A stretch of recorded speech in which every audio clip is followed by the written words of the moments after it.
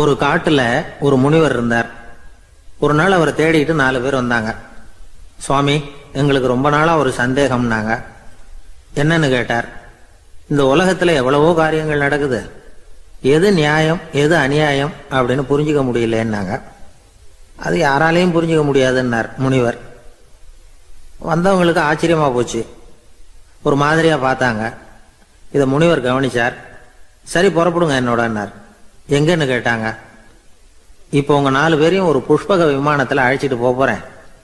இந்த உலகத்துல சர்வசாதாரணமா நடக்கக்கூடிய ஒரு காட்சியை உங்களுக்கு காட்ட போறேன். நீங்க பார்க்க போற அந்த காட்சி நியாயமா அநியாயமா அப்படிங்கிறத என்கிட்ட சொல்லணும். நீங்க சரியான பதில் சொன்னா புஷ்பக விமானத்துல தொடர்ந்து பிரயாணம் பண்ணலாம். தவறான பதில் சொன்னா இந்த புஷ்பக விமானம் உங்களை கீழே தள்ளி விட்டுரும் அப்படின்னார். 4 பேருக்கும் பயம்தான். இருந்தாலும் முனிவர் கூப்பிடுறாரே அப்படின்னு சொல்லி புறப்பட்டாங்க.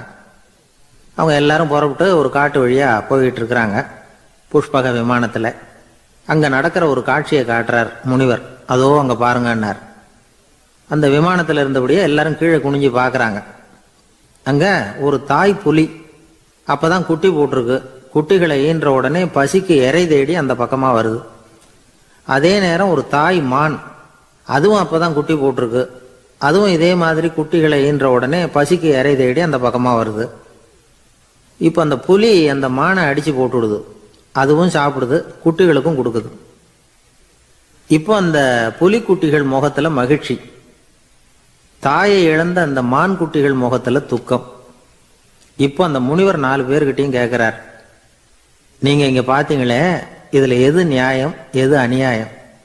ஒவ்வொருத்தரா சொல்லுங்க. உங்க பதில் சரியில்லைன்னா இந்த விமானம் உங்களை கீழே தள்ளி விட்டுரும். சொல்லுங்க பார்க்கலாம்னார். முதல்ல ஒருத்தன் சொன்னான், அந்த புலி செஞ்சது சரிதாங்க. அது பசிக்கு அதுதான் ஆகாரம். தன்னுடைய பசிக்கு தானே இறை தேடிக்கிட்டுது. அதுல என்ன தப்பு? அவ்வளவுதான். அதனால புலி செஞ்சது நியாயம்தான் அப்படின்னா. அவ்வளவுதான், அந்த விமானம் அவனை அப்படியே கீழே தள்ளி விட்டுட்டுது. அதனால அவன் கொடுத்த பதில் சரியில்லை அப்படிங்கிறது புரிஞ்சு போச்சு. இப்ப 2வது ஆள் சொன்னான், புலி செஞ்சது பாவம், அந்த தாய்மான் என்ன தப்பு பண்ணிச்சு? இப்ப அந்த குட்டிகளுக்கு யாரு ஆதரவு? அதனால புலி செஞ்சது அநியாயம் அப்படின்னா. அவ்வளவுதான், அவனையும் கீழே தள்ளி விட்டுடுது அந்த விமானம். இந்த பதிலும் சரியில்லை அப்படின்னு ஆயிட்டுது. இப்போ 3வது ஆள் வந்தான். முதல்ல 2 பேர் கீழே விழுந்ததை பார்த்துக்கிட்டு இருந்தான். அதனால அவன் சொன்னான், ரெண்டுமே நியாயம்தாங்க. புலி இறை தேடினதும் இயற்கை, அதுக்கு மான் இறையானதும் இயற்கை. அதனால இதுல ஒன்றும் தப்பு இல்லைன்னா. அவ்வளவுதான், அவனையும் அந்த விமானம் கீழே பிடிச்சி தள்ளி விட்டுது. இப்ப 4வது ஆள் வந்தான். முனிவர் கேட்டார், நீயாவது சொல்லுப்பா, இந்த செயல்ல எது நியாயம்னார். அவன் தெளிவா பதில் சொன்னான். அதாவது என்ன சொன்னான்னா, எனக்கு தெரியல அப்படின்னா. அவனை விமானம் கீழே தள்ளல, சௌரியமா அழைச்சிட்டு போட்டுது. இவனும் பிரயாணம் சௌக்கியமா பண்ணானா. ஆக இதுதான் சரியான பதில்ங்கிறத முனிவர் உணர்த்தினார். இந்த கதையிலிருந்து நாம புரிஞ்சுக்க வேண்டியது என்னன்னா, இந்த உலகத்துல எவ்வளவோ காரியங்கள் நடக்குது. அதெல்லாம் ஏன் அப்படி நடக்குதுங்கிறதுக்கு எப்பேற்பட்ட பண்டிதராலும் பதில் சொல்ல முடியாது. தெரியாததை தெரியாதுன்னு ஒத்துக்கிட்டா வாழ்க்கை பிரயாணம் சுகமா இருக்கும். அதனால தேவையில்லாத விஷயங்களை புரிஞ்சுக்கிறதுக்கு நேரத்தை செலவு பண்ணிட்டு இருக்க கூடாது, வாழ்க்கையை குழப்பிக்க கூடாது. அவர் ஒரு பெரிய குடும்பத்துல பிறந்தவர். இருக்கிற சொத்துக்கள் எல்லாத்தையும் வாரி வழங்கி விட்டு காட்டுக்கு புறப்பட்டார் தவம் செய்யறதுக்காக. இருந்தது பூராவும் கொடுத்துட்டார். இனிமே எதுவுமே இல்லை கொடுக்கறதுக்கு. அப்போ கடைசியா ஒருத்தன் கையை நீட்டினானா, ஐயா ஏதாவது கொடுங்கன்னு இருக்கான். அவர் பார்த்தார், கட்டியிருக்கிற வேட்டியை தவிர வேற எதுவுமே இல்லை. 8 முழம் பட்டு வேட்டி, ஜரிகை கரையோடு இருக்குது. கடைசியா அதை தான் எடுத்துக்கிட்டு அவர் புறப்பட்டு இருக்கார். அவர் பார்த்தார், எதிரில் அவன் பரிதாபமா நின்றுட்டு இருக்கிறான். அந்த 8 முழ வேட்டியை 2ஆ கிழிச்சார். 4 முழத்தை அவங்ககிட்ட கொடுத்தாரு. மீதி 4 முழத்தை தன்னுடைய இடுப்புல கட்டிட்டு அவர் காட்டுக்கு போயிட்டார். இவன் என்ன பண்ணான் தெரியுமா? கையில கிடைச்ச 4 முழத்தை எடுத்துக்கிட்டு கடை வீதிக்கு போனான்.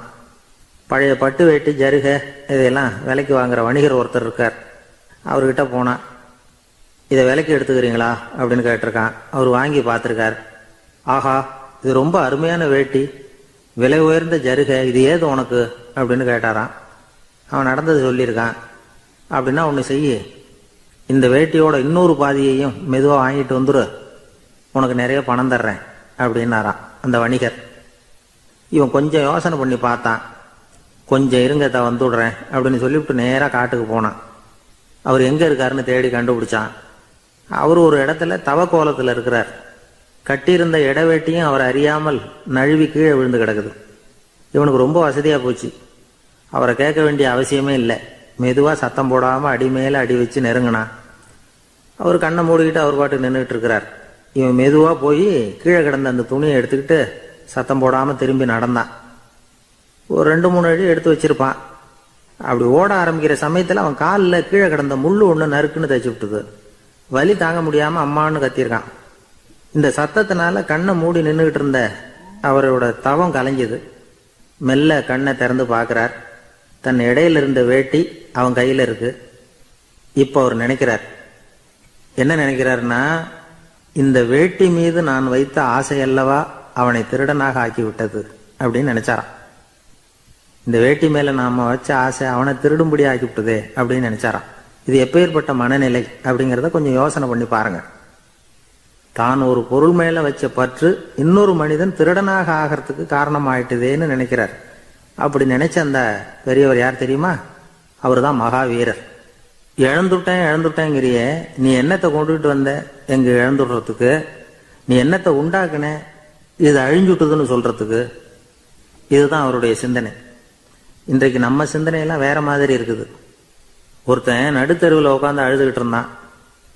அந்த வழியா வந்தவர் ஒருத்தர், ஏன்பா அழறேன்னு கேட்டாராம். 5 ரூபா சார், இந்த இடத்துல விழுந்துட்டுது, ரொம்ப நேரமா தேடுறேன், கிடைக்காது போல இருக்கு அப்படின்னு சொல்லிவிட்டு அழறான்.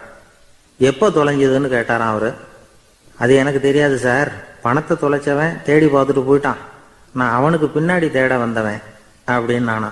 இவன் ஒரு தேவாலயம், அதுல உள்ள பலிபீடத்தின் முன்னாடி ஒரு பெட்டி உண்டு. அது காணிக்கை பெட்டி. ஆலயத்துக்கு வர்றவங்க பிரார்த்தனை பண்ணிவிட்டு திரும்பி போற சமயத்துல அந்த பெட்டியில காணிக்கை போடுவாங்க.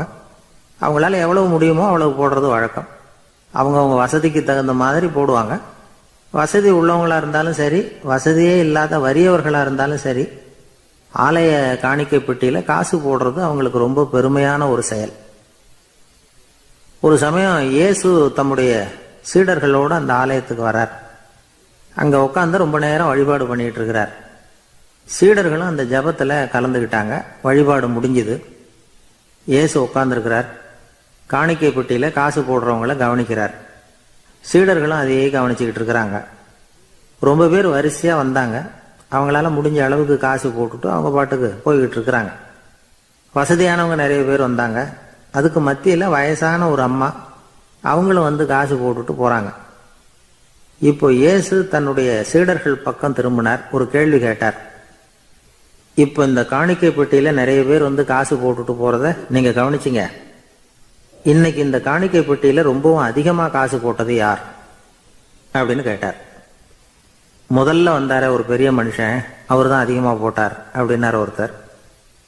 3ஆவதா வந்தவர் தான் அதிகமா போட்டார், நான் கவனிச்சேன் அப்படின்னாரு இன்னொருத்தர். இப்படி ஆளுக்கு ஒரு விதமா சொல்றாங்க.